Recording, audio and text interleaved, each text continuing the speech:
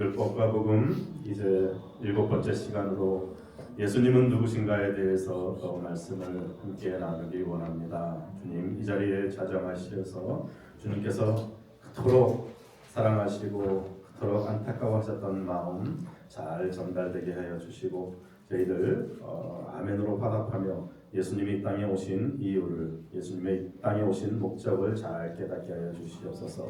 주님 감사합니다. 축복하며 예수님 이름으로 기도합니다. 아멘. 아멘. 반갑습니다, 여러분. 우리가 지난 시간까지 하나님이 우리에게 주신 진단. 우리 인간은 누구나 다, 한 사람도 예외 없이 누구나 다 절망적이다. 죽을 수밖에 없는 그런 운명이다라는 말씀을 우리가 잘 살펴보았습니다. 그래서 우리는 하나님의 그 은혜로 우리가 구약에서는 많은 제물을 올려드리면서 또 죄를 사해주는 그런 대제사장을 또 세움으로써 하나님께 번제와 또 화목제들을 올려드리면서 하나님께 용서를 받는 그런 방법을 우리가 지난 시간까지 살펴보았습니다. 그 용서 중에서 지난 시간에 우리 7위의 용서, 하나님께서 이스라엘 백성들을 아수르를 통해서 또 바벨론을 통해서 또 최근에 우리 나치 독일을 통해서 굉장히 많은 이스라엘 민족들이 많이 죽고 또 포로로 잡혀가고 그런 순환의 역사를 겪은 것을 우리는 봅니다. 그것이 하나님께서 치례를 하심으로써 마음이 안타깝고 아프지만 그 자녀들로 하여금, 백성들로 하여금 다시금 하나님께 돌아올 수 있는 그러한 용서의 계기가 치리의 용서고요. 그리고 네 번째로 위임의 용서라고 해서 요한복음 20장 23절에 보면 너희가 누구의 죄든지 사하면 사하여질 것이요 누구의 죄든지 그대로 두면 그대로 있으리라 하면서 예수 그리스도의 이름으로 죄사함의 권세를 우리에게 또 주셨습니다. 예수님께서 이 땅에 오셔가지고 병자들을 치유하시면서 예수님께서 내 죄가 사하여졌느니라 라고 꼭 말씀하시고 선포를 하세요. 그것 때문에 그냥 병만 고쳐주시면 될 텐데, 그리고 오병이어로 많은 가난하고 굶주린 하나님의 백성들을 잘 먹이고 했으면 될 텐데 내 죄가 사하여졌느니라 라고 그 말씀을 하세요. 그것 때문에 유대인들이 예수님을 죽여야 되겠다라고 그 빌미를 제공하는, 유대인들이 예수님을 가장 참남하도다 하고 여겼던 것이 바로 예수님께서 선포하신 내 죄가 사하여졌느니라라는 말씀입니다. 우리의 영원한 숙제였죠. 우리가 창세기부터 선악과를 까먹고 우리의 죄를 어떻게 하면 우리의 죄를 사함을 받을 수 있을까? 어떻게 하면 우리가 멸망치 않고 영원한 생명을 누릴 수 있을까 하는 것이 창세기 3장까지 선악과를 따먹고 그 다음부터 레위기, 신명기 모든 성경은 죄에 대해서 어떻게 하면 우리가 이 죄로부터 자유로울 수 있을까라는 그 말씀을 하고 계시는데, 예수님이 오시기 전까지, 예수님이 요한복음 3장 16절에 이 땅에 구원의 십자가로 오시기 전까지 구약에서도 계속해서 이 유대인들도 계속해서 어떻게 하면 우리의 죄를 사함을 받을 수 있을까 해서 1년에 한 번씩 용키포라고 해서 대속죄일 있죠. 유대인 지금도 지키고 있죠. 그 대속죄일에 1년 동안 지은 모든 죄를 소, 양, 염소 이런 걸 통해서 그들을 잡아서 번제를 드림으로 내 죄가 사여지는, 그것이 이스라엘 백성들의 유일한 소망이었고, 하나님 앞에 내 죄가 사여짐으로써 내가 죽지 아니하고 하나님 앞에 갈 수 있는 그러한 것이 내 죄를 사함받는 그러한 것이었는데, 이 예수님이 이 땅에 오셔가지고 병자들을 치유해 주면서 소경의 눈을 뜨게 함으로써 38년 된 중풍병자를 치유해 주면서 내 죄가 사하여졌느니라 라고 선포를 하세요. 그러니까 유대인들 입장에서는 저분이 하나님의 아들이 아닌데 자기들이 생각할 때는 저들이 어떻게 예수님이 저들의 죄를 사할 수 있는 권세를 주느냐 하면서 더 열심히 하나님을 따르는 그 유대 바리새인들, 사두개인들, 대제사장들 이런 사람들은 너무너무 예수님이 하나님의 이름에 또 하나님에 대해서 모욕하고 자기가 마치 하나님인 것인 양 그들의 죄를 사하여 주는 그것 때문에 결국은 모든 유대인들이 예수님의 반대편에 서게 되고 결국은 십자가에 못 박히는 그러한 계기가 된 것입니다. 그래서 그 예수님이 돌아가시기까지 십자가를 지시기까지 우리의 죄를 사하여 주셨던 그것을 생각을 하시면서 우리의 용서의 마지막 네 번째는 위임의 용서, 예수님의 이름으로 인하여 우리의 모든 죄가 사하여진다라고 우리가 지난 시간까지 배웠습니다. 그리고 오늘은 예수님은 과연 어떤 분이신가? 드디어 우리가 그동안에 진단해왔던 우리 모두는 다 죄인이다. 우리는 소망 없이 죽을 수밖에 없는 죄인이다라는 것을 계속해서 성품죄, 또 품행죄, 자범죄 계속해서 어떻게 죄가 우리에게 어떻게 천사가 타락을 하고 어떻게 아담과 하와가 그 사단에게 유혹을 받아서 죄가 들어오고 또 그 죄가 우리 지금 오늘을 살아가는 우리들에게까지 어떻게 하나님의 그 영혼이 하나님의 그 창조하신 그 태초에 깨끗했던 그 영혼이 주파수가 끊어진 채로 하나님과의 단절된 채로 지금까지 우리에게 내려오고 있는가? 그 무서운 죄 때문에 우리가 이러한 죄를 지을 생각을 하고 또 실제로 우리가 날마다 하나님의 마음을 아프게 하는 그런 행동적인 죄의 열매가 나타나는 것을 우리가 공부를 했는데 과연 그런 율법과 복음의 가장 핵심이라고 할 수 있는 복음, 기쁜 소식. 이 복음은 과연 무엇인가에 대해서 우리가 살펴보기 원하는데요. 그 복음을 주인공이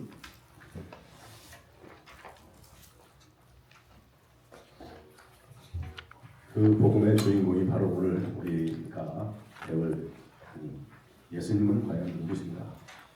예수님이 이 땅에 오신 그 소식이 기쁜 소식이고 그 소식이 바로 복음입니다. 오늘이 사실은 이 모든 강의 오늘을 위해서 예수님이 누구신가를 좀 알기 위해서 여기까지 하려고 해요. 우리가 죄를 강조하고 우리가 소망 없음을 강조하고 계속 그랬던 것은 그래서 우리는 정말 십자가가 얼마나 소중한지 예수님이 어떤 분이신지 왜 예수님의 십자가가 복음인지 우리의 모든 것을 교회가 또 우리의 삶에 우리의 신앙의 모든 것에 정점에 있는 그 예수님에 대해서 우리가 오늘 좀 알아보기 원하는 것입니다. 우리 골로새서 1장 15절에 보면 하나님께서는 이렇게 말씀하시죠. 예수님은 보이지 아니하시는 하나님의 형상이요 모든 창조물보다 먼저 나신 자다라고 선포를 하고 계세요. 그렇기 때문에 우리 예수님에 대해서 공격이 역사 이래로 예수님에 대한 공격이 굉장히 많았어. 특히 예수님이 왜 하나님의 아들인가? 예수님이 육신을 입고 이 땅에 오신 하나님의 아들이라는 성육신에 대해서 또 예수님이 왜 십자가 위에서 돌아가셨는가?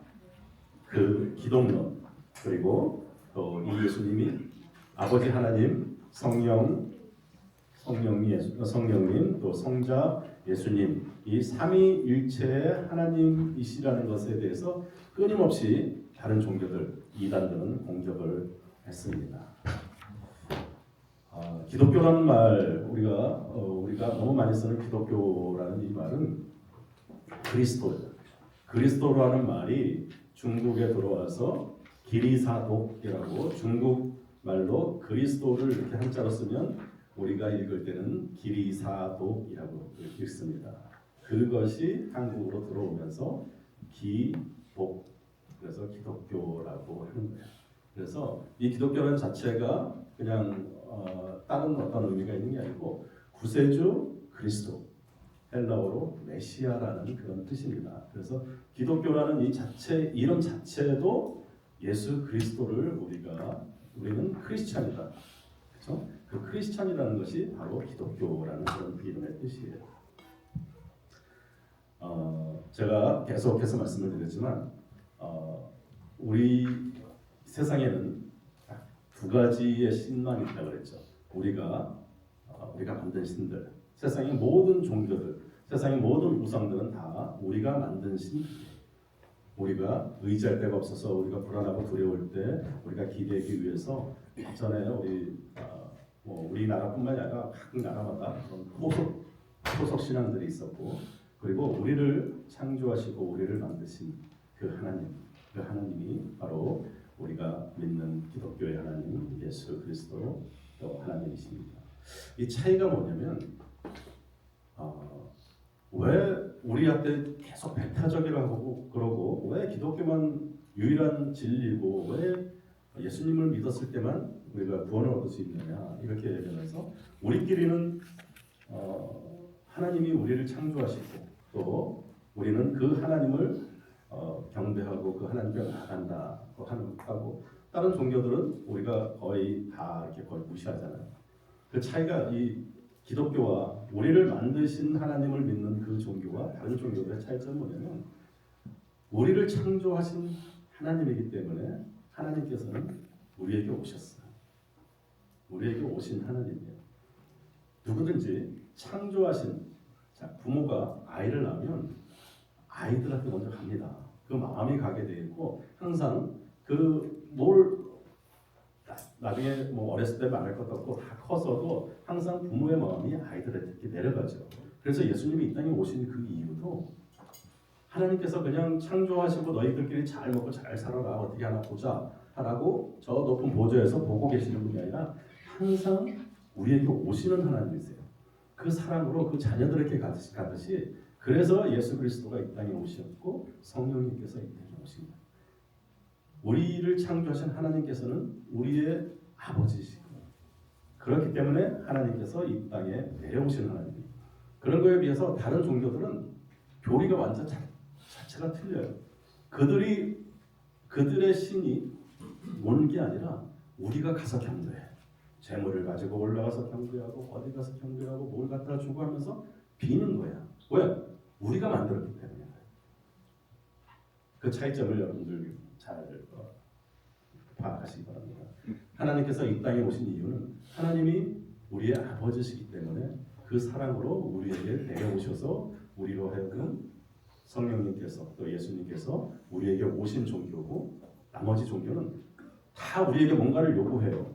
우리가 요구하지 우리가 그들에게 복을 받기를 원하지만 그 대가로 우리에게 원하는 것들이 있어. 우리가 가서 경배하고 제물을 주고 뭐를 바치고 우리가 열왕기도 지금 계속 열왕기 상하를 계속 그 악한 여로보암의 길로 가는 그 왕들을 보지만 그 단을 세우고 거기다가 계속 제사를 지냅니다. 제사를 지내는 그런 종교들이 전부 다 우리의 필요에 의해서 우리가 만든 그런 종교다라는 것을 그래서 이 세상의 많은 종교들은 예수님에 대해서 부정하는 그런 종교들이 참 많습니다. 특히 이단들에 대해서 유대교가 그렇고요. 유대교가 우리가 참 사랑하는 이스라엘 민족들이지만 예수님에 대해서 인정을 안 해요.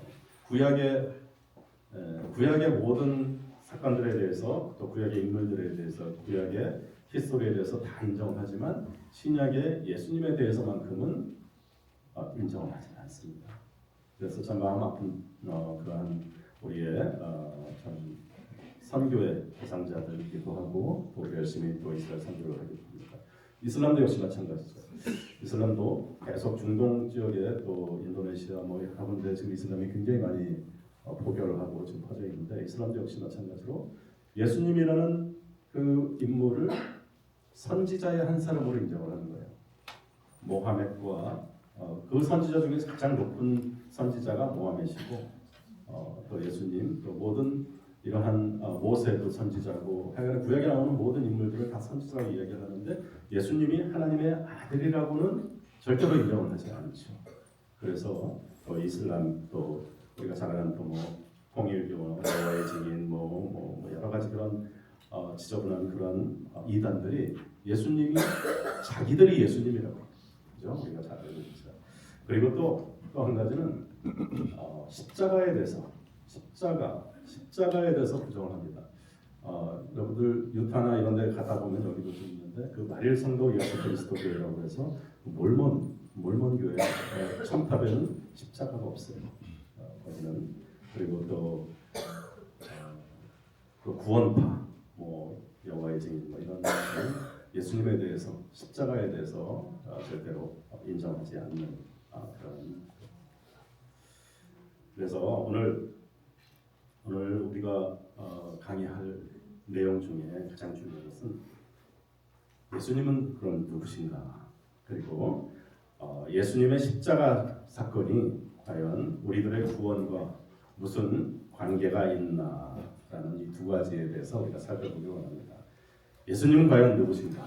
예수님은 성경은 예수님을 하나님의 독생자라고 선포를 합니다. 이 대목에서 딱 막혀요.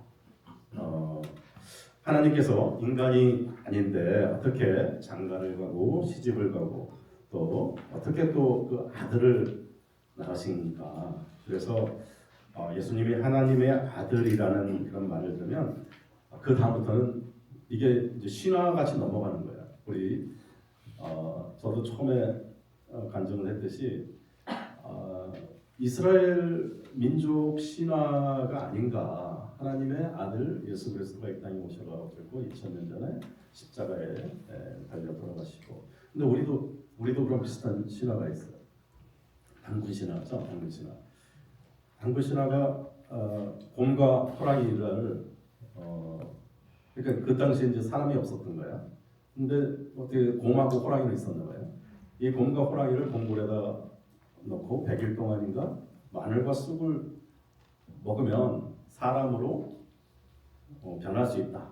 그래서 그렇게 했는데 호랑이는 못 참고 뛰쳐나가고 곰은 미련하게 계속 그 마늘과 쑥을 먹고 곰이 사람이 됐어. 여자가 된 거예요.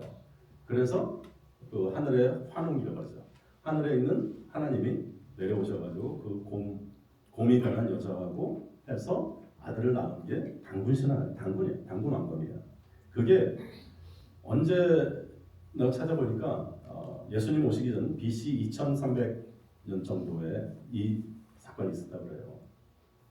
그리고 이 당군신화가 쓰여진 거는 고려시대 때 이련이라는 그 스님이 쓴 삼국유사에 나오는 이야기예요. 그러니까 고려시대는 한 1200 몇 년도거든요. 근데 어느 나라나 이 대홍수에 대해서 노아의 홍수에 대해서 또 이런 천지 창조 또 이러한 우리나라 당군 신화 같은 그런 신화들이 굉장히 많아요. BC 2300년이면 그때 당시에 뭐가 있었냐면 노아의 홍수가 있었던 그런 시대예요. 우리가 기독교 역사를 6000년 정도로 보는데 에덴 동산이 6000년 전이고 노아 시대가 한 4000년 전이고 또 예수님 오신 게 또 지금부터 한 2000년 전이에요. 그래서 지금 이런 우리나라의 당군 신화 이런 신화도 그렇고 또 노아의 홍수 이런 그 홍수에 대한 신화도 각 나라마다 인도, 중국 각 나라마다 이렇게 조사해 보니까 그 나라의 시초가 되었던 사건들 중에 홍수에 대한 이야기들이 굉장히 많아요. 그래서 이런 걸 쭉 읽어보면 이게 우리 기독교에서 이야기하는 하나님이 에덴 동산에 아담과 하와를 만드신 그 사건보다 전부 다 그 이후에 우리나라 당군 이 왕검의 이 신화도 노아 노아 홍수 때 그때쯤 일어난 일을 고려시대 때 적은 거예요. 그렇게 따져 보니까 노아의 그 세 아들 셈, 함, 야벳 중에서 셈의 후손 중에서 아스루라는 그 자손이 나중에 이렇게 퍼져 나가면서 이렇게 동방으로 떠나갔다 하는 그런 이야기들이 있어요. 뭐 정확한 그건 뭐 아니지만 어쨌든 그런 이야기들이 있는데, 그래서 우리가 노아의 이 세 자녀로부터 모든 인류가 이렇게 퍼져 나갔다고 이제 우리는 그렇게 유추를 하는데, 그런 중에 중국, 아시아까지 이렇게 오지 않았는가.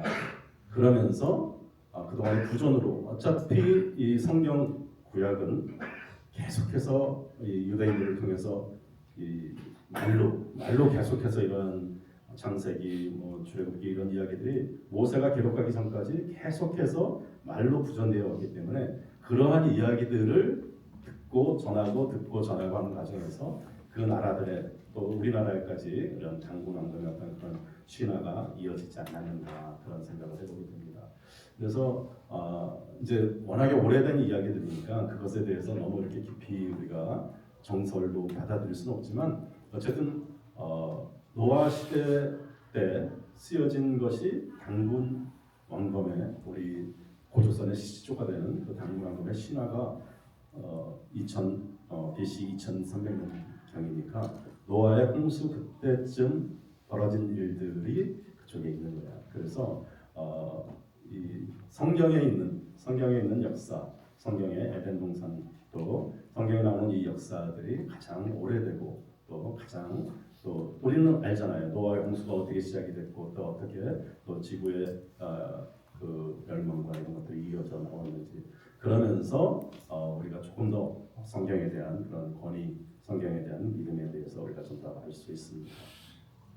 그래서 하나님의 아들이다라는 성경적인 뜻을 우리가 좀 더 받아들여야 되는데, 여러분들 책에 이렇게 보면 책상 위에 보면 제가 이렇게 그림을 하나 이렇게 놓은 게 있어요. 하나님이 가운데 계시고 성부 하나님, 성자 예수님, 또 성령님 이렇게 있으면서 선이 바깥으로 되어 있으면서 아니다, 맞다 이런 선의가 있죠. 기독교에서 가장 보편적으로 설명하는 삼위일체의 그림인데, 하나님께서는 성경 곳곳에, 이거 그냥 만드는 게 아니라 성경 곳곳에 하나님이라시는 분과 또 성령, 영의 역사하심과 또 성자 예수님의 그 많은 기록들을 바탕으로 해가지고 우리가 삼위일체의 하나님이라고 우리가 말씀을 드리는 거예요. 그래서 하나님은 세 분이시면서 또 각각의 하나님은 다른 역할을 하세요. 우리가 잘 이해가 안 되죠.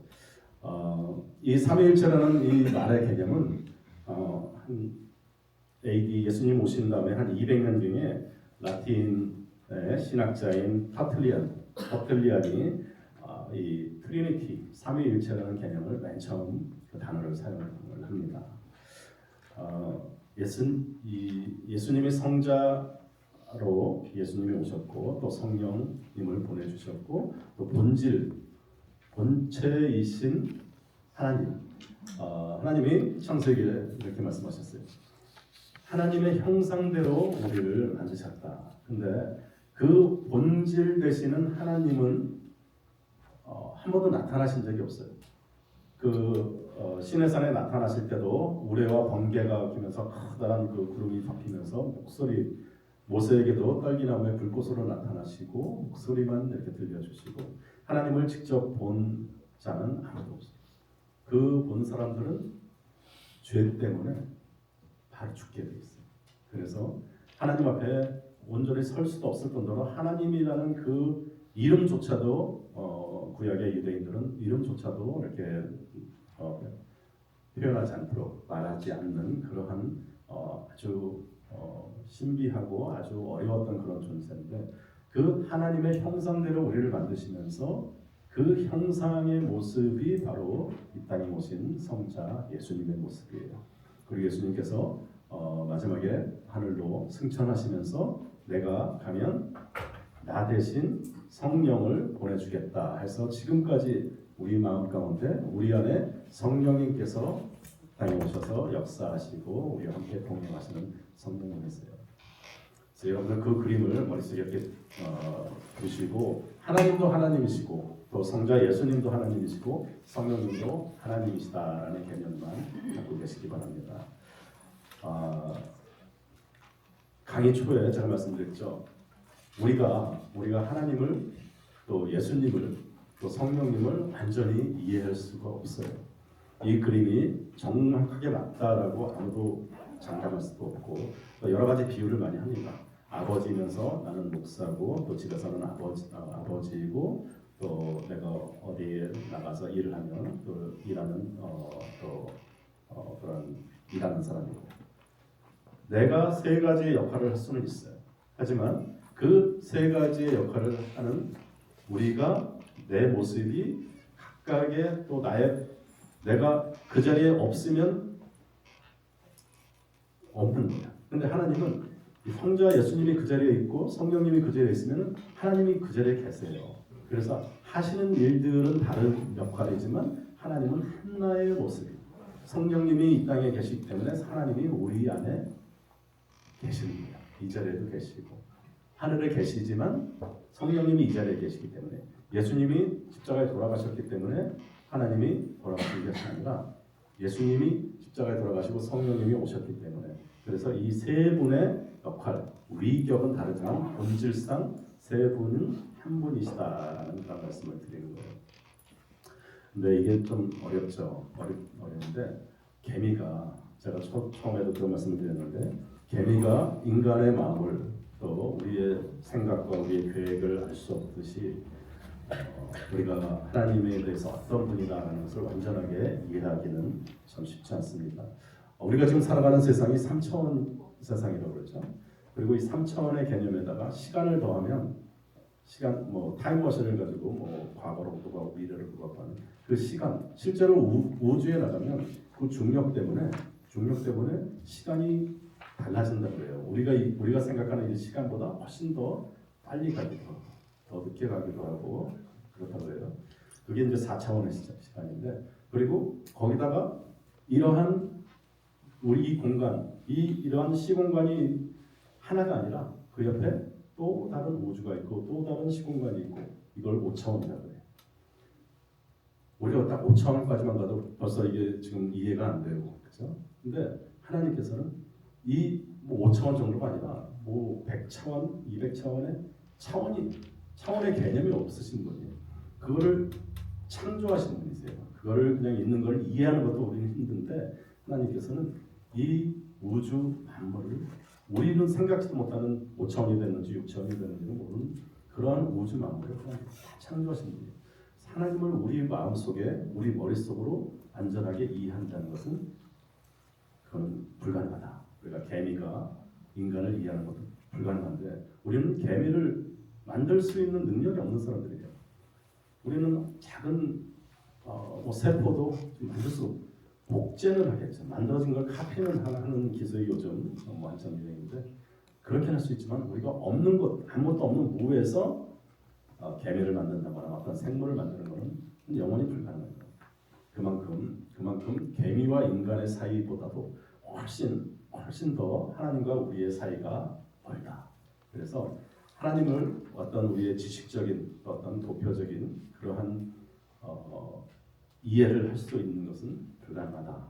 하지만 우리가 하나님을 계속해서 이렇게 우리가 세 분 성부 하나님, 성자 예수님, 또 성령님을 우리가 계속해서 이렇게 표현할 수 있는 그 기존에 있는 성경을 통해서 하나님께서 우리에게 하나님의 형상대로 창조를 하시고 또 이 땅에 오셔서 성자 예수님께서 우리에게 다 가르쳐 주시고 또 인도해 주시고 또 성령님께서 날마다 우리의 마음 가운데 항상 함께 하시어서 우리로 하여금 하나님 앞에 가까이 갈 수 있도록 늘 하는 그러한 모습들 그것이 바로 여러분에게 나눠드린 그런 도표의 개념이고 그것에 대해서 너무 이렇게 많이 고민하시거나 그러지는 않으셔도 될 것 같아요.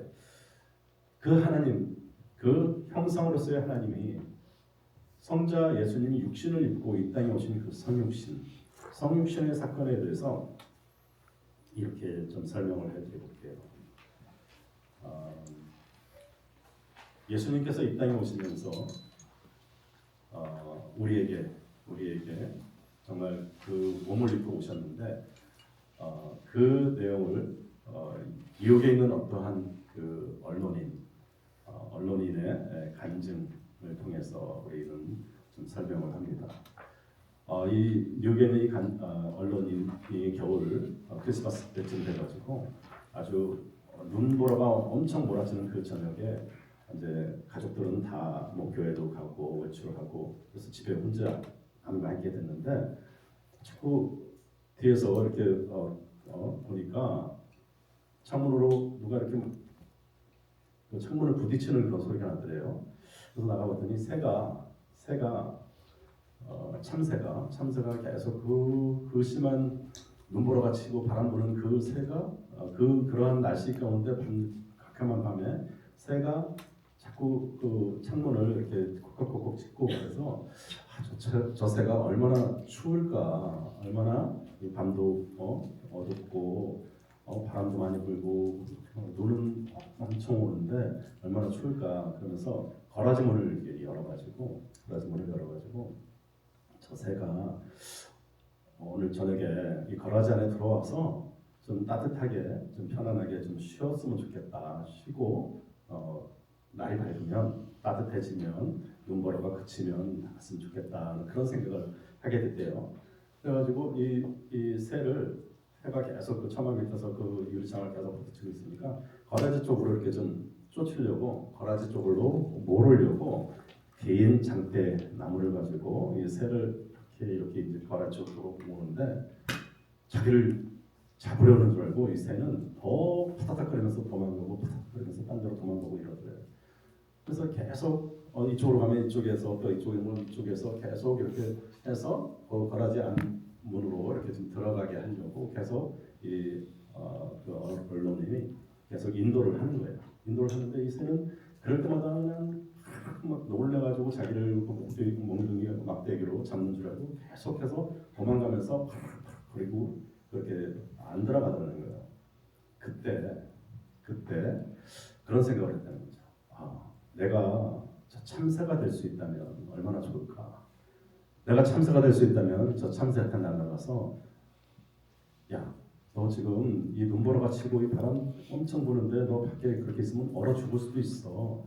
그러지 말고 거라지에 들어가서 오늘 저녁 잘 쉬고 그리고 내일 아침에 나가라 라고 이야기를 해줄 수 있으면 얼마나 좋을까라는 그런 생각이 들었다는 거예요.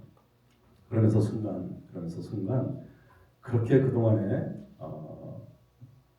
성경을 믿고 싶고 예수님을 믿고 싶고 특별히 예수님이 어떻게 사람의 몸을 입고 이 땅에 오신 하나님의 아들인가가 믿겨지지 않아서 나머지 가족들은 전부 다 교회 다니면서 또 예배드리고 그럴 때도 자기는 그게 믿어지지 않아서 집에만 있었던 그 뉴욕의 그 언론인이 그때 깨달았다는 거예요.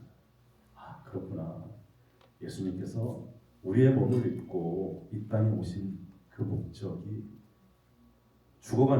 죽을 수밖에 없는 우리를 살리시기 위해서 참새가 되셔서 그 참새로 하여금 거라지에 들어가서 하룻밤을 눈보라를 피해서 갈 수 있게끔 했던 그 참새의 마음처럼 예수님께서 이 땅에 사람의 육신을 입고 이 땅에 오신 목적이 이 땅에 오셔서 죽을 수밖에 없는 영원히 소망 없이 죽을 수밖에 없는 우리를 사랑하시는 그 마음으로 이 땅에 육신을 입고 오신 그 하나님이 바로 이 땅에 오신 예수님이시구나라는 것이 깨달아가지고 그 다음부터는 또 열심히 또 신앙생활을 잘했다는 그런 이야기가 있습니다.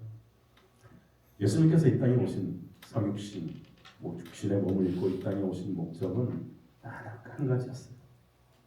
그 하나님께서 우리를 이처럼 사랑하셔가지고 우리에게 생명을 주시기 위해서, 영원한 생명을 주시기 위해서 이 땅에 오셔서 우리의 언어로, 우리의 말로 예수님께서 설명을 해주시는 거예요. 누구든지 나를 믿는 자는 영원히 죽지 않고 영원히 멸망치 않고 영원한 생명을 얻게 하려 합니다.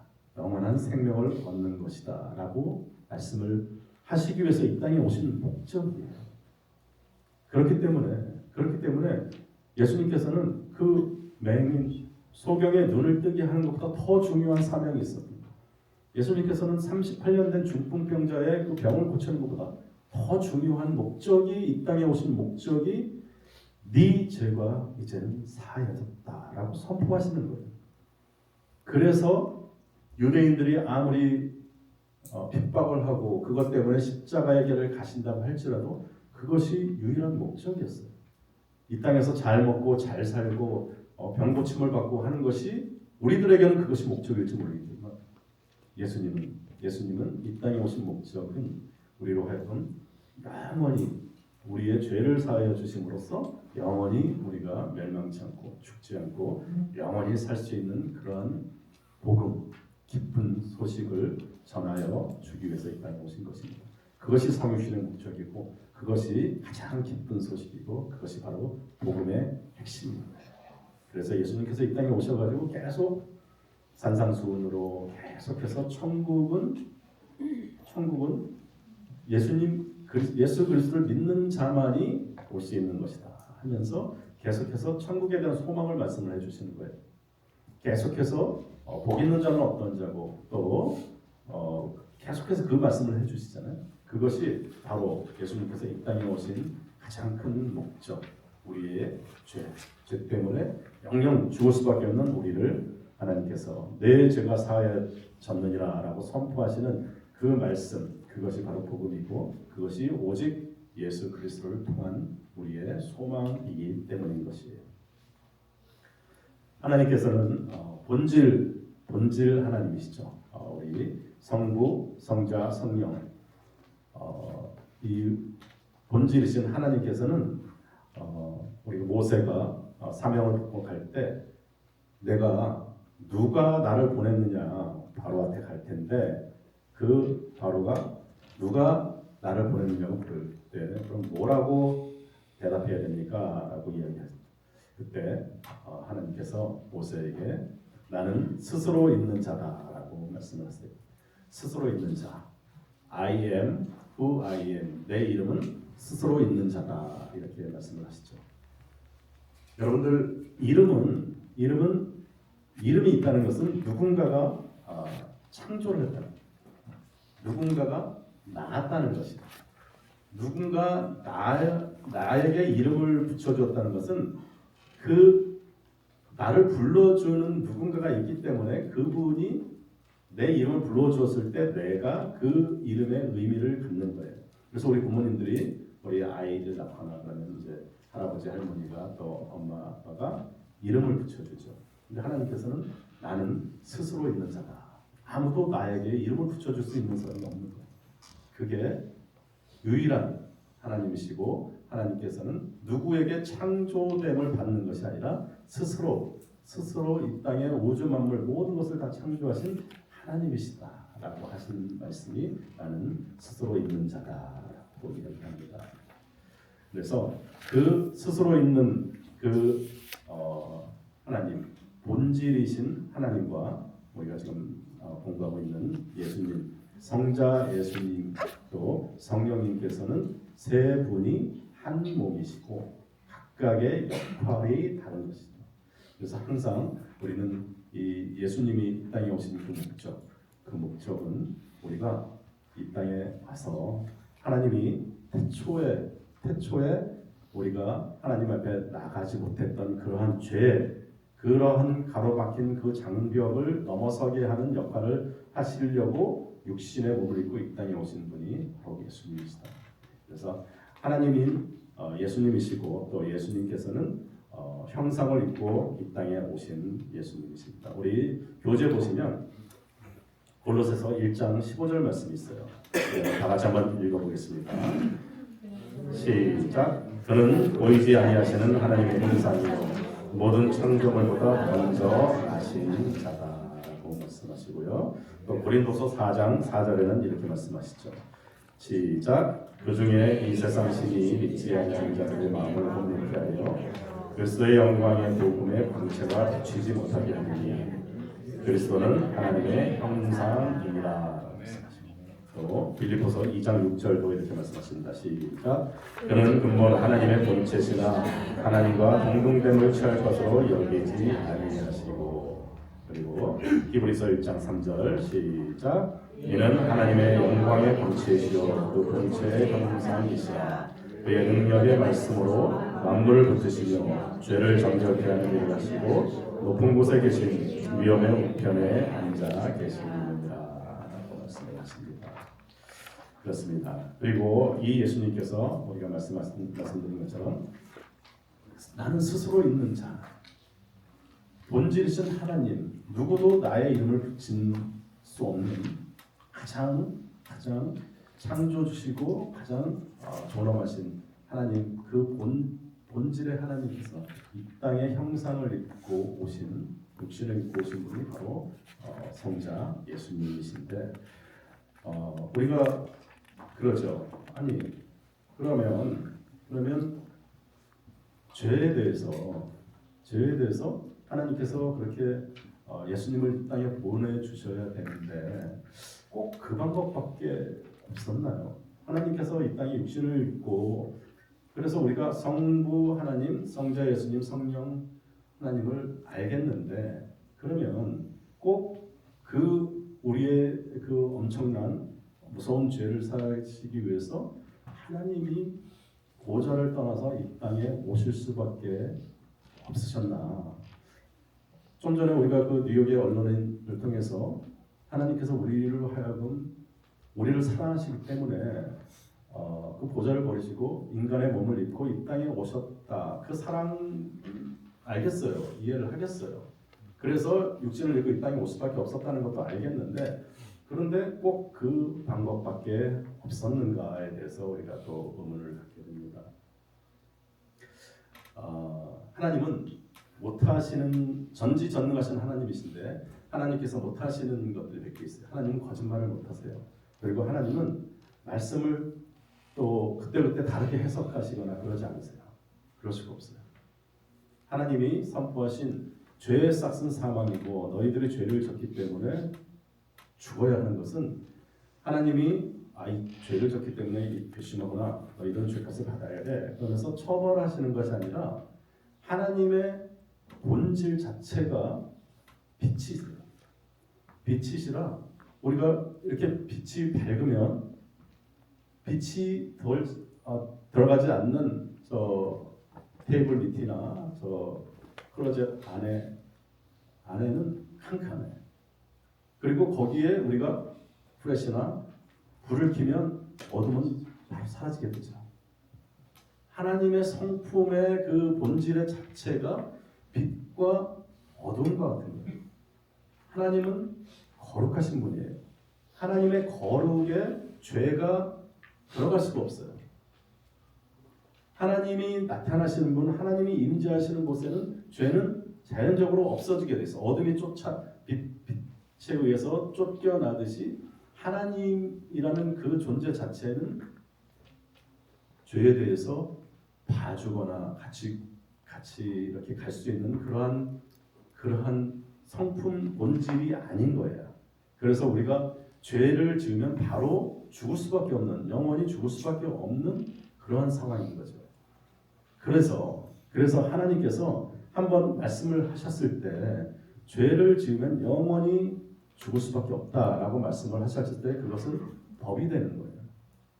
법이 되는데 하나님께서 그러다 보니까 하나님께서 이 세상의 모든 사랑하는 자녀들이 다 죽을 수밖에 없는 그러한 죄를 짓고 죽어가고 있는데, 그래서 하나님께서는 그 용서를 하셔야 되는 그러한 모습으로 하나님께서 구약에서는 계속 짐승의 피로 해서 용서를 해주시고 또 제사법에 대해서 구체적으로 설명을 해주시는데, 그 제사도 다 감당하지 못할 만큼 계속해서 인간들이 타락하고 죄를 짓고 이러면서 결국은 하나님께서 결단을 내리시게 됩니다.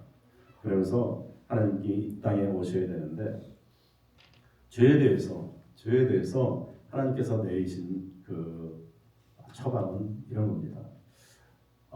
하나님께서는 공의로우시기 때문에 죄의 싹은 사망이고 너희들이 죄를 지면 당연히 그 처벌을 받아야 되고 그 처벌의 대가는 죽음이다라는 것을 분명히 공표를 하셨어요.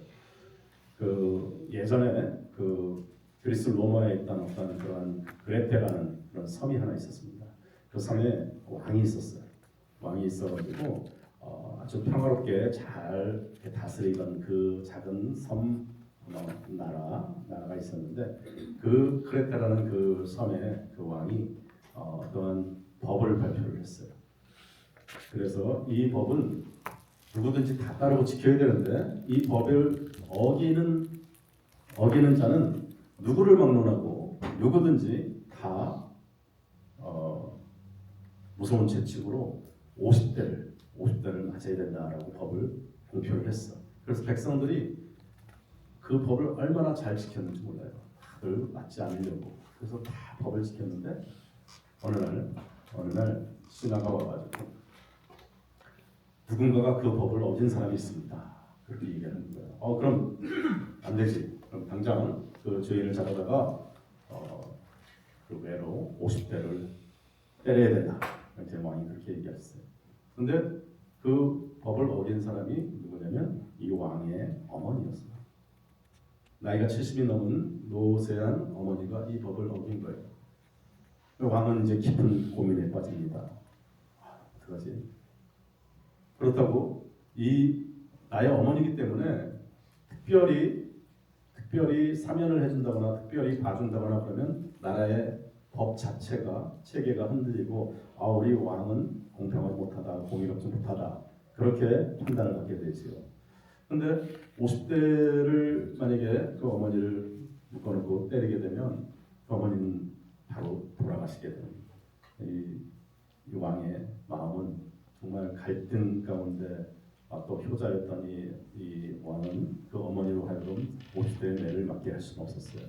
그렇다고 그 많은 백성들이 다 보고 있는데 나의 어머니이기 때문에 특별한 예외를 두겠다라고 또 이야기할 수 없는 거죠. 나라를 더 잘 다스려야 되니까. 그래서 이 왕이 그 어머니를 잡아오라 해가지고 기둥에 묶어라 해가지고 기둥에 묶습니다. 그리고 그 부하에게 신하에게 채찍을 가져오라 해가지고 채찍으로 50대를 때려라 그렇게 이야기를 했어요. 그렇게 명령을 했어요. 그리고 어머니가 그 기둥에 묶여서 채찍을 맞기 시작을 할 때 바로 전에 잠깐 기다려라 하더니 왕이 일어나서 옷을 벗고 그 어머니한테 갑니다. 그래서 어머니를 이렇게 꽉 뒤에서 껴안으면서 이제 준비가 됐으니 채찍을 때려라. 이렇게 돼서 채찍이 그 어머니를 50대를 치니까 그 채찍은 이 왕이 왕한테 그대로 가는 거예요.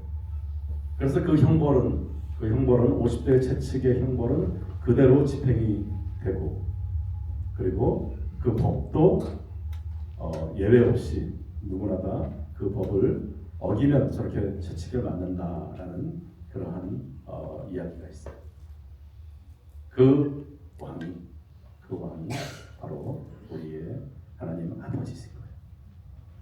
죽을 수밖에 없는 그 무서운 죄의 결과가 누구든지 죽을 수밖에 없다라고 말씀을 하셨어요. 그래서 죽을 수밖에 없어요. 그런데 사랑하는 자녀를 사랑하는 자녀를 계속 죽일 수가 없어서 이 왕이 이 땅에 오셔서 그 어머니를 감싸 안고 채찍을 치라고 했던 것처럼 그 아버지가 이 땅에 오셔가지고 십자가를 우리 대신 지고 돌아가신 거예요.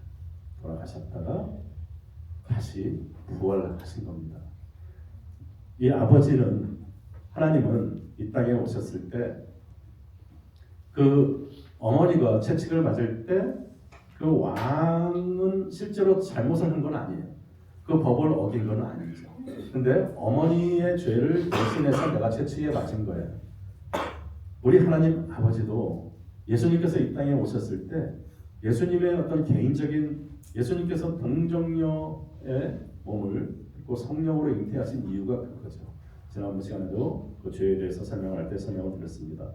예수님께서 이 땅에 오실 때 죄 없으신 몸으로 아담의 피가 아니라 아담의 계보가 아니라 성령님의 계보로 동정녀의 몸을 빌어서 이 땅에 오실 수밖에 없었던 그 이유가 죄 없으신 몸으로 이 땅에 오셨어야만 했고 또 하나님께서는 죄가 없으신 분이에요.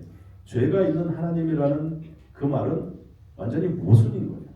하나님은 아까 말씀드렸지만 빛과 어둠과 같이 하나님은 거룩하신 분이세요. 그리고 십자가 사역을 완성하기 위해서 예수님께서는 이 땅에 성령으로 잉태하셔서 동정녀 마리아에게 오실 수밖에 없는 그런 몸으로 오신 거예요. 그래서 이 예수님께서 이 땅에 오셔서 십자가를 지시고 십자가에서 돌아가시고 우리의 모든 죄를 다 내려놓으시고 부활하실 수 있는 그 부활의 근거가 되는 것이 죄가 없으신 하나님이시기 때문에 그런 거예요. 그래서 하나님의 관점에서는 모든 하나님의 정의와 공의를 다 이루신 거죠. 죄에 대한 결과는 죽음이야. 그래서 누구든지 죄 짓는 자들은 다 죽을 수밖에 없어. 해서 하나님이 이 땅에 오셔가지고 우리의 모든 죄를 다 짊어지고 십자가에서 돌아가셨다가 죄가 없으신 분이기 때문에 다시 3일 만에 부활하신 거예요. 부활하신 그것 때문에 우리가 소망이 있는 겁니다. 사단의 입장에서는 죄 지었으니까 누구나 다 죽어야 되는 거 아닙니까? 누구나 다 사망해야 되는 사단의 권세잖아요. 사단이 하나님 앞에 클레임하는 것은 아무리 왕의 어머니지만 아무리 아버지의 아들이지만 죄를 지었기 때문에 저들은 다 나의 것입니다. 사단의 권세하에 악한 영들의 권세하에 다 죽을 수밖에 없습니다. 라고 이야기를 하는데 그래, 네 말이 맞다. 그래서 내가 죽었지 않느냐. 그리고 3일 만에 내가 다시 부활했잖아. 그래서 그 이후로 예수님의 부활 때문에 우리의 죄를 예수님한테 다 전가시킨 이 십자가의 복음, 하나님이 세상을 이처럼 사랑하셔서 이 땅에 오셔가지고 우리의 모든 죄를 다 짊어지고 십자가에서 돌아가셨다는 이 사실을, 이 복음을 알고 믿는 자들에게는 영원히 멸망치 않고 이제 영원한 생명, 영생을 얻게 하려 함이라는 하나님의 지혜고 하나님의 계획이고 하나님의 영원한 사랑의 말씀이 바로 복음, 요한복음 3장 16절의 말씀인 거예요. 그래서 사단이 클레임하지 못하는 거예요. 사단이 더 이상 하나님은 불공평하잖아요 라고 말도 못하게 하면서 사단의 권세인 죽음에서 우리를 구원하실 수 있는 하나님의 가장 지혜로운 그 계획이 바로 예수님이 이 땅에 오실 수밖에 없는 그러한 십자가 사역이었던 것입니다. 그래서 오늘 우리가 예수님에 대해서 이렇게 살펴보면서 우리는 다 죄를 짓고 또 지금도 우리 마음 가운데는 다 아직도 우리의 교만, 아직도 우리의 탐욕, 아직도 하나님 없이도 잘 살 수 있을 것 같은 그러한 모습들이 우리 마음 가운데 있잖아요. 그래서 우리의 마음 가운데는 항상 이러한 죄의 그런 찌꺼기들이 죄에 대한 그런 자꾸 끌려가는 그런 성품죄, 자범죄 이런 것들이 계속해서 있는데 이것을 어떻게 제어를 해야 되는가에 대해서 우리는 성령님께서 이 땅에 오신 이유가 바로 우리로 하여금 늘 하나님과 동행하면서 하나님의 마음을 아프게 하는 그러한 죄를 짓거나 이럴 때 성령님께서 우리 마음 가운데서 탄식하지 하나님 성령님께서 우리의 마음 가운데 오셔가지고 우리가 무엇을 하나님께 올려드리고 무엇을 기도해야 될까를 알지 못할 때 하나님께서 성령님을 통해서 우리로 하여금 또 기도를 하게 하시고 인도하시고 또 우리가 잘못 구할 때도 성령님께서 우리와 함께 동행하심으로 우리가 올바른 길로 갈 수 있도록 인도해 주시는 성령님, 또 우리를 위해서 이 땅에 오셨던 예수 그리스도의 그 십자가, 또 하늘의 보좌에 앉아 계시지만 늘 우리의 아버지 되셔서 우리를 바라보시면서 우리를 위해서 모든 것을 다 계획을 세우시고 우리의 하나님의 본질이신 이 하나님, 이 삼위일체이신 하나님, 성부 하나님, 성자 예수님, 또 성령 하나님, 이 세 분이 우리와 함께 계시는 거예요. 이 자리에 함께 계시고 늘 공의로우시지만 또 우리를 사랑하시기 때문에 예수님께서 이 땅에 오신 이야기입니다. 그래서 이제는 우리는 사망 권세에 끌려다니는 그런 죄인의 입장이 아니고 우리는 이제는 더 이상 아버지를 무서워하고 죄 때문에 가까이 가지 못하는 그러한 죄의 종의 영성이 있는 것이 아니라 아버지께서 예수 그리스도께서 이 땅에 오셔서 우리를 구원하신 그 십자가 구원 때문에 우리가 이제는 자유한 거예요. 이제는 우리가 하나님 앞에 나갈 수가 있고 또 우리는 하나님의 아들로 딸로 이 땅을 살아갈 수 있는 것입니다. 그래서 그것이 바로 복음입니다. 그것이 바로 새로운 법.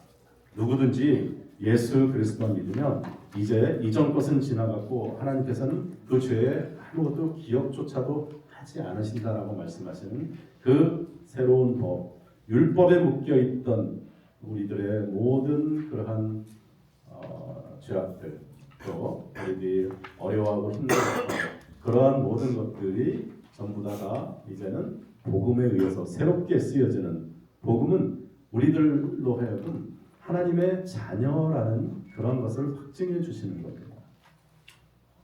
에덴 동산에 선악과만 있던 게 아니었죠. 에덴 동산에는 생명나무가 있었어요. 선악과는 제가 말씀드렸죠. 선악과는 하나님이 저놈들이 언젠가 저 선악과를 따먹을 텐데 언제 따먹나 보자 하고 거기에 이렇게 유혹의 상태로 징표로 만들어 놓으신 것이 아니라 선악과는 아침 저녁으로 저 동산 중앙에 있는 선악과를 보면서 내가 너의 하나님이고 너희는 내 사랑하는 자녀들이다라는 것을 늘 기억하라는 결혼 반지라고 말씀을 드렸어요. 근데 그 에덴 동산에 선악과와 함께 있었던 나무가 하나가 더 있어요. 생명나무였죠. 그리고 선악과의 죄를 지은 아담과 하와가 저들이 생명나무 열매를 따먹고 영생할까 하노라 하면서 천사들로 하여금 화영금을 주고 그 생명나무를 지키게 하고 아담과 하와를 에덴 동산에서 내쫓습니다. 그 생명나무가 바로 십자가예요. 영원한 생명을 갖게 하는 그 십자가, 예수 그리스도의 십자가가 바로 생명나무입니다. 근데 죄를 지은 몸으로 아담과 하와가 생명나무를 먹었을 때 영원히 죄인으로 살아갈 수밖에 없습니다. 그렇기 때문에 그것을 하나님께서는 막기 위해서 화영금으로 생명나무를 보호하시고 아담과 하와를 내보내신 거예요. 그때부터 선악과를 준비하셨던 하나님께서 이 선악과, 하나님께서는 이렇게 됐으니까 얘들이 죄를 지어서 이제는 다시 다른 계획을 세워야 되겠다 이런 게 아니라 하나님의 계획 가운데는 선악과를 지으시면서 생명나무를 지으시면서 태초에 창세기에서부터 예수 그리스도의 그 모습을, 예수 그리스도의 구원의 계획을, 율법을 주시면서 또 복음을 주시는 하나님의 그 경륜 가운데 우리는 들어가 있는 것입니다. 그래서 여러분들 예수 그리스도의 십자가는 생명나무입니다. 그리고 이제 우리 죄가 다 사해졌기 때문에 우리는 영원한 생명나무 과일을 따야 먹을 수 있는 거예요. 그래서 예수님이 이 땅에 오시면서 나로 말미암지 않고는 아버지께로 갈 자가 없다라고 말씀을 하시는 거예요. 근데 이 말씀 때문에 계속해서 예수님이 수많은 군중들이 따라오셔서 산상수훈도 말씀을 하시고 또 복 있는 자가 어떤 자고 또 온유한 자가 어떤 자고 계속해서 이런 말씀을 하시고 또 오병이어로 많은 가난하고 헐벗은 백성들을 다 먹이시고 또 많은 그 이적과 기사로 또 병자들을 치유하시고 하면서 굉장히 많은 군중들이 지금으로 얘기하면 굉장히 큰 대형 교회를 막 인기도 좋아하고 그랬어요. 근데 주님께서 꼭 하시는 말씀이 나를 통하지 않고는 아버지께로 올 자가 없다. 나로 말미암지 않고는 아버지께로 올 자가 없다라고 하면서 한 번씩 그렇게 큰 핍박을 당하는 크게 이해가 안 되는 그런 말들을 하면서 많은 유대인들의 주목을 받게 되고 또 많은 사람들이 시험에 들게 되고 그래서 많이 또 떠나기도 하고 그렇습니다. 근데 아까도 말씀드렸지만 예수님을 통하지 않고는 우리가 영원한 생명나무로 갈 수 있는 길이 없기 때문에 예수님께서는 계속해서 그 말씀을 하시고 계시는 거예요. 그리고 예수님께서 이 땅에 오셨을 때 이 땅에 오셔가지고 모든 죄를 다 짊어지고 십자가에서 돌아가시면서 예수님께서 다시 부활을 하시잖아요. 여러분들 우리가 믿는다는 것은 계속해서 제가 강조하지만 우리가 영원한 생명을 믿는 거고 또 우리가 이 다음에 하나님 앞에 서는 그날 천국에 가서 주님과 동행하는 그러한 것을 믿는 것은 확실해요. 근데 우리가 믿음이라고 하는 것은 우리가 어떤 상황에 있든 어떠한 길을 가고 있든 하나님과 나와 동행하고 그 나와 동행하는 하나님이 가장 선하신 하나님이다라는 것을 믿는 것이라고 말씀을 계속 드렸습니다.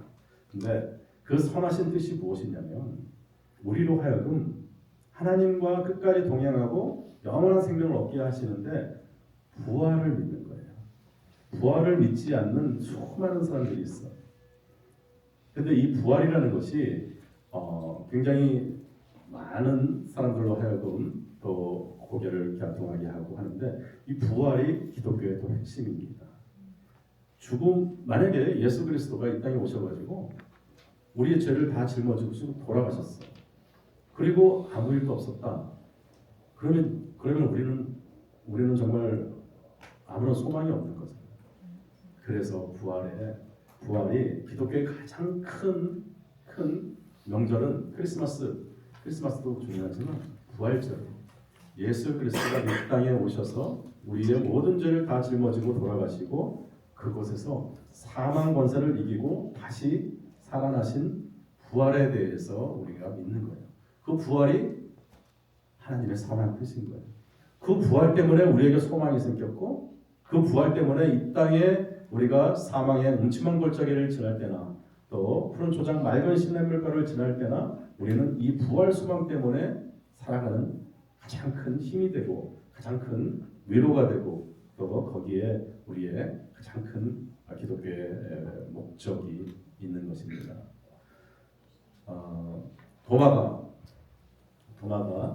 예수님이 제자들이 예수님 부활하신 예수님을 믿었다 다시 만났다 그러니까 나는 예수님을 손가락에 손에 구멍에 손바닥을 만져보고 또 옆구리에 손을 넣어보지 않고는 나는 믿지 못하겠다 그렇게 얘기했어요. 그래서 우리는 도마를 의심 많은 도마라고 이야기도 하죠. 근데 우리들 마음 가운데 다 그런 마음들이 있잖아요.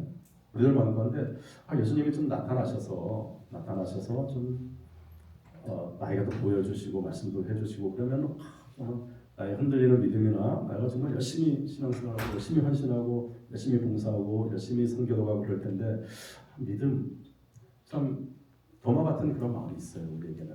그리고 어떤 분들은 꿈속에서도 막 봤다고 그러고 만났다고 그러고 그러면 굉장히 부럽기도 하고 그러죠.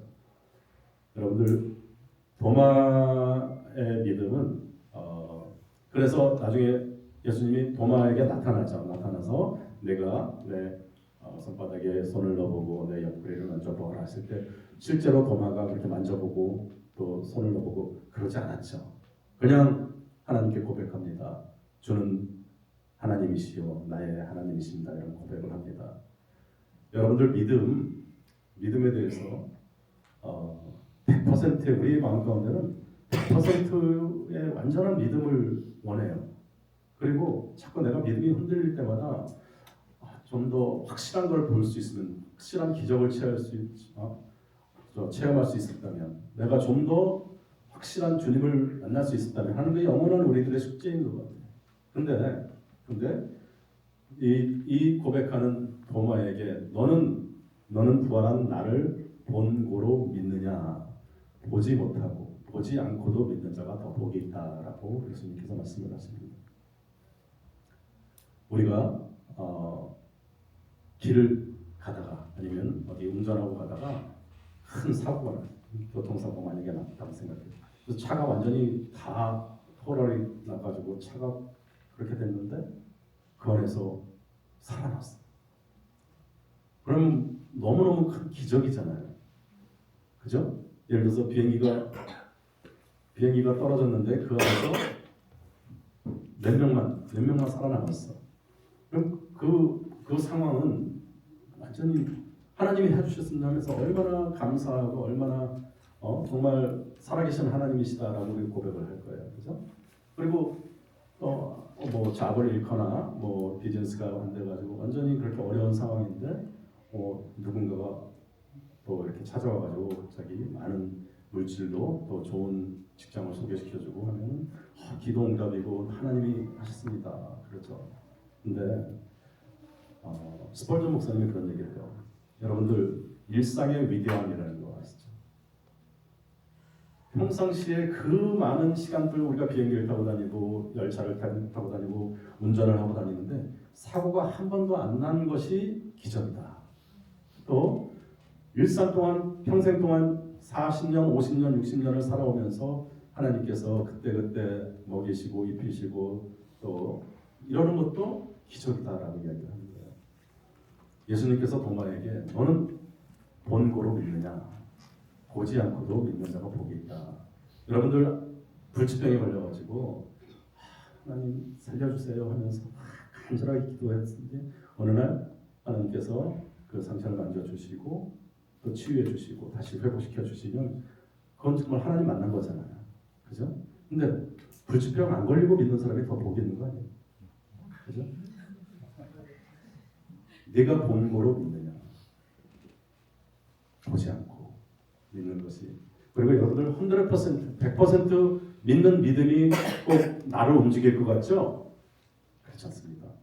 그리고 여러분들이 믿는 믿음의 발걸음을 뛰는 데는 어떤 분에게는 80%면 충분해요.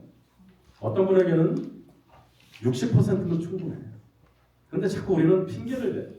내가 게으르고 내가 헌신보다는 내가 하고 싶은 일을 더 많이 하고 싶기 때문에 헌신하지 못하면서 완전히 주님에게 올인하지 못하면서 자꾸 내가 믿음이 약해서라고 얘기를 해요.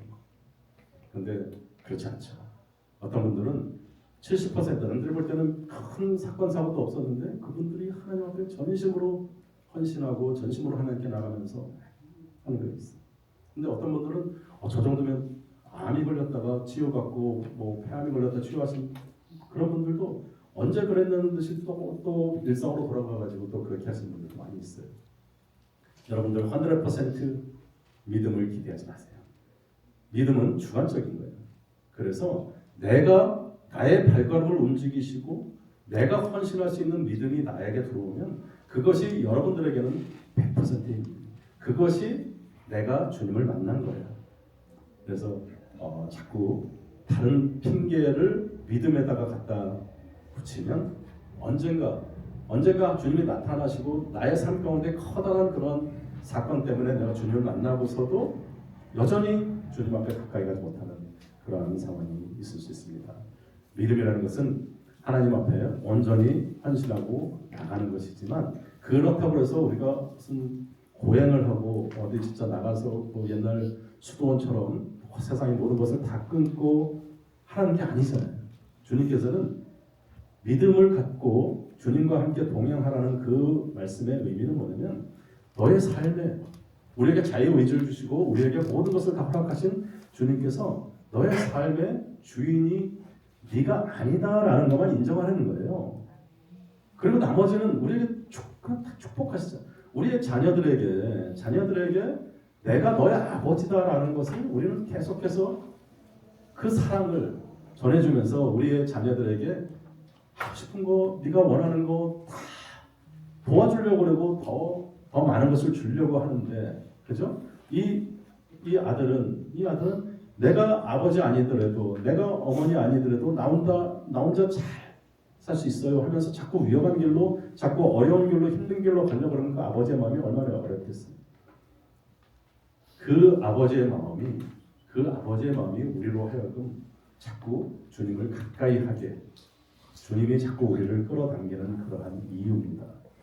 예수님이 이 땅에 오셔가지고 우리 대신해서 우리의 모든 죄를 지으시고 십자가에 돌아가신 예수님께서 우리에게 요구하시는 것은 한 가지. 우리는 제각기 양 같아서 우리의 갈 바를 모르고 우리는 그냥 아무데나 맨날 가려고 그래요. 근데 하나님께서는 에덴 동산에 선악과를 만드시면서 동시에 생명나무를 두신 하나님께서는 우리가 어느 길로 갈 줄을 다 아시는 분이세요. 그래서 날마다의 생활 가운데 예수님께서 이 땅에 오셔서 정말 그 아버지 하나님이 그 형상으로서의 예수님으로 이 땅에 오시기까지 그 사랑은 여러분들의 삶을 훨씬 더 풍성하게 하고 더 윤택하게 하고 더 보람되게 하고 가장 좋은 것으로 채워주시려고 하는 것이 하나님의 본심이시고 진심이시다.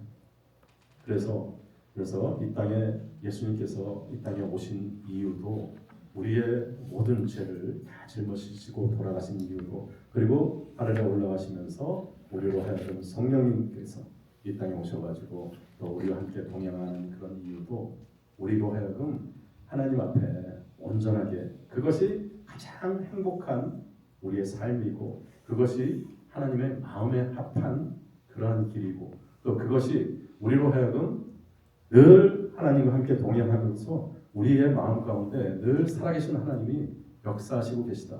우리는 고아가 아닌 거예요. 우리는 이제는 죽음이 무서워서 두려워서 떨고 세상 것에 어떻게 하면 조금 더 내가 편안함과 안락함과 이런 것을 누릴까, 하나님 없이도 얼마나 내가 더 안식하고 내가 더 자유롭게 살 수 있을까가 아니라 예수님께서 이 땅에 오셨다는 이 복음은 그동안에 우리를 묶고 있던 그 수많은 두려움, 공허함, 절망감, 그 율법으로도 해결하지 못했던 그 많은 우리의 죄들, 그 많은 우리의 문제들을 다 내려놓고 내게로 와라. 내가 너를 편히 쉬게 하리라 라고 말씀하셨던 그 예수님이 목적은 우리로 하여금 자유롭게 하는 거예요.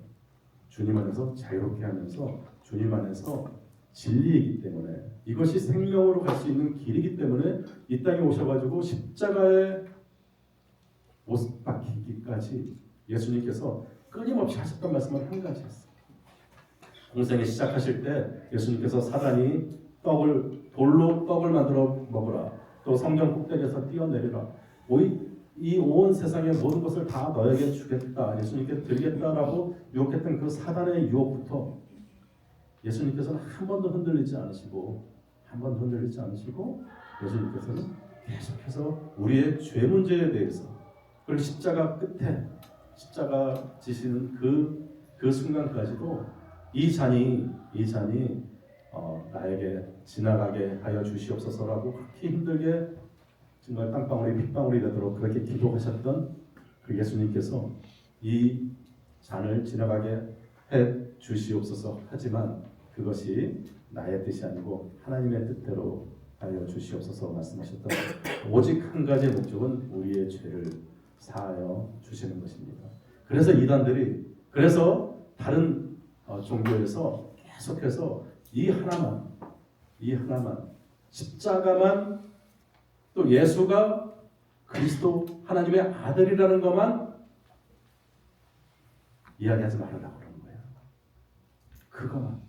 자유주의 신학에서 다른 거 다 뭐 성경도 다 인정하고 다 할 테니까 한 가지 예수님이 하나님의 아들이라는 것만 이야기하지 말자. 그렇게 말씀하시는 거예요. 그렇게 이야기를 하는 거예요. 왜? 그것이 기본이거든요. 예수님이 육신을 입고 이 땅에 오신 하나님의 아들이시고 그 하나님의 아들이신 예수님이 십자가에서 우리의 모든 죄를 짊어지고 돌아가시고 부활하셨다. 근데 이 복음에 대해서 자꾸 우리는 교회가 더 부흥해야 되고 교회가 성장해야 되고 또 세상에 자꾸 그러면 교인들이 싫어합니다. 다 떠날 수도 있고 또 우리 지금 먹고 사는 것도 힘들고 경제가 이렇게 힘들고 우리 아이들 문제 무슨 많은데 뭐 영생이니 무슨 죄 뭐 이런 얘기 하지 말고 그냥 어떻게 하면 복 받고 어떻게 하면 우리 자녀들이 잘 되고 어떻게 하면 건강해지고 어떻게 하면 우리가 다 같이 모여서 대형교회 몇천 명 몇만 명 되는 그런 교회를 만드는 그것이 더 중요하니까 좀 우리 영생 뭐 죄 천국 복음 이런 얘기는 하지 맙시다. 그런 것들 때문에 아직도 한국에는 기독교 복음률이 20%가 채 안 되죠. 전 세계적으로는 그것도 다 안 되는데 저는 여러분들이 예수님을 잘 알았으면 좋겠어요.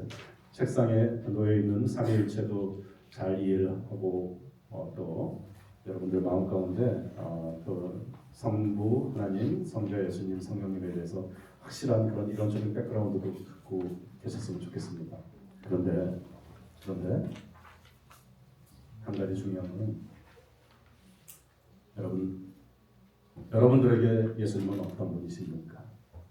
이론이 아니라 내 마음 가운데 예수님께서는 어떠한 분이십니까? 오늘 예수님은 누구신가라는 강의는 이론적으로 설명을 드리고 하나님이 이 땅에 오셔서 왜 이 땅에 오시고 또 왜 십자가를 지셨습니까? 왜 부활하셨는가? 이론적인 강의보다 훨씬 더 중요한 것은 무엇이냐면 과연 그 예수님이 나에게 여러분들 마음 가운데 과연 어떠한 분이십니까? 그분이 여러분의 삶을 주관하고 여러분의 삶을 인도하고 나의 미래를 인도하고 나의 모든 것을 다 맡기실 수 있는 나의 하나님이십니까? 나의 왕이십니까? 나의 아버지이십니까? 이것입니다.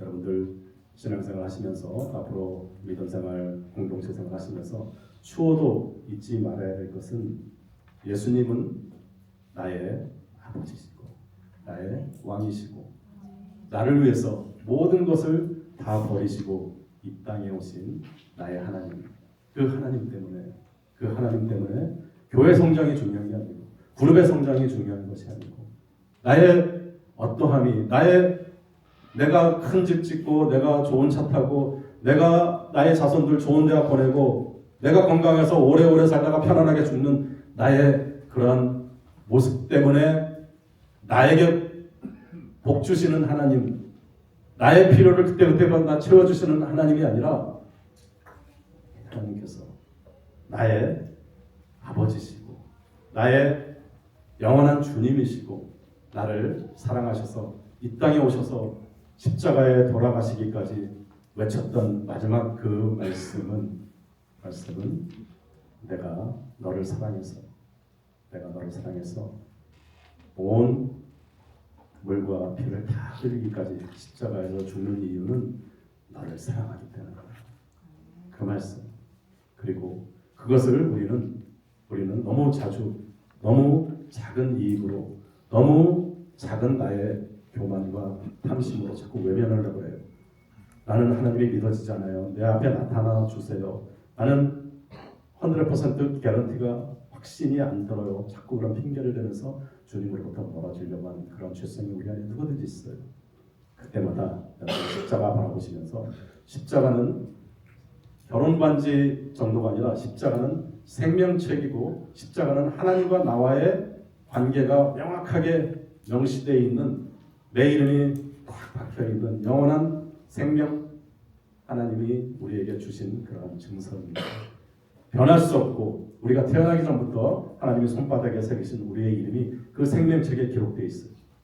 그 생명책을 여러분 생명나무를 받으신 여러분들은 작은 것에 흔들리시면 안 돼요. 세상 것에 흔들리시면 안 돼요. 우리가 상상하지 못할, 상상치 못할 정말 놀라운 것으로 하나님께서, 예수님께서 우리를 위해서 준비하시고 기다리시고 이 땅에서 여러분들과 함께 동행하시는 것입니다. 그래서 이 땅에 또 이 율법과 복음을 적어도 들으신 여러분께서는 세상 것에 휩쓸지 마시고 또 어떤 타협하지 마시고 정말 복음의 순수한 열정으로 나의 하나님, 나의 예수님, 나의 성령님께서 오늘 나에게 말씀하시는 거예요. 그분이 모든 것을 다 우리에게 먼저 주시고 우리에게 말씀하십니다. 예수님은 과연 나의 하나님이신가? 나의 왕이신가? 그리고 나의 주인이신가?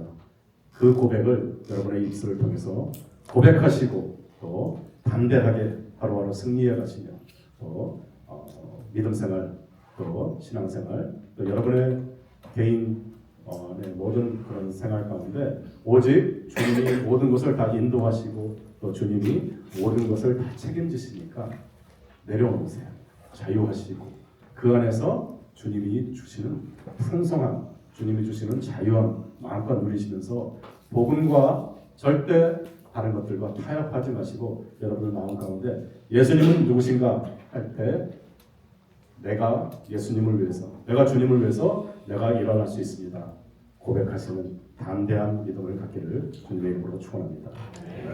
지금 기도하겠습니다. 그렇습니다. 주님, 오늘 예수님은 누구신가? 또 세상의 이론으로 삼위 제도되었고 또 예수님께서 이 땅에 오신 목적도 주님께서 가르쳐 주셨습니다. 하지만 그 어떤 것보다 가장 중요한 것은 과연 그 예수님께서, 그 예수님이 과연 나의 삶에 누구신가? 나에게는 진정한 하나님이시고 나의 삶의 주관자이시고 나의 주님이시고 나의 아버지이신가? 내 스스로 묻기를 원합니다. 그리고 주님께서 물어보십니다.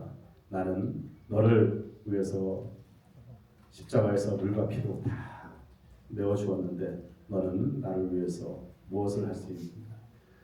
그 고백에, 그 물음에 우리는 고백할 수 있습니다.